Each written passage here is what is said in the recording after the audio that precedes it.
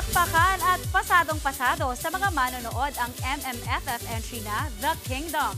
Ang husay ng plot at aktingan ni Bossing Vic at Papa P pinag-uusapan online.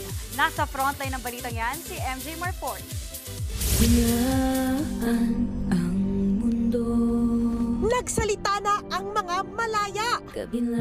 Pasado sa panlasa ng Pinoy ang The Kingdom. Ano tayo babangon kung may gumagana siya sa paghihirap natin? Ang history geek na si Mighty Magula, super happy sa tapatan ng aktingan ng main cast. Describe pa niya si Bossing Vic as very regal. Artistic, visually awesome, timely, napapanahon, maraming mga naka-embed na mga messages na pwede nating pag-isipan. Sulit ang panahon.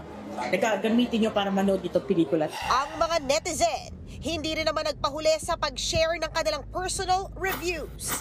Gaya ng isang ito na binigyan ng 5-star rating ang The Kingdom sa storya at sa execution. Ang isa namang yan, sulit daw ang paggising ng maaga at 28-kilometer drive para mapanood ang halimaw na aktingan ni Bossing Vic at Papa P. Sabi naman ng isa, deserve ng recognition ng pelikula. Highly recommended with 5 stars naman ang hirit pa ng isa.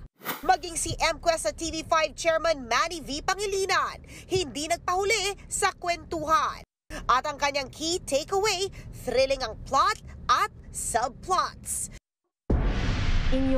Isa lang ang The Kingdom sa 10 pelikulang kalahok sa 50th Metro Manila Film Festival na talagang worth it panoorin at suportahan. Walang marka!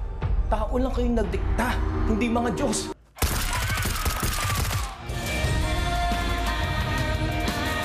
Kaya para makarelate kayo sa kwentuhan sa mga nangyayari sa kaharian ng kalayaan, nood na mga kapatid!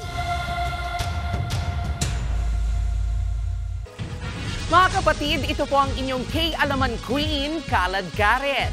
Always remember na ang K-Alaman ay K-Yamanan. Kaya para sa latest showbiz news at dagdag impormasyon, mag-follow at mag-subscribe sa social media pages ng News 5. K? Okay.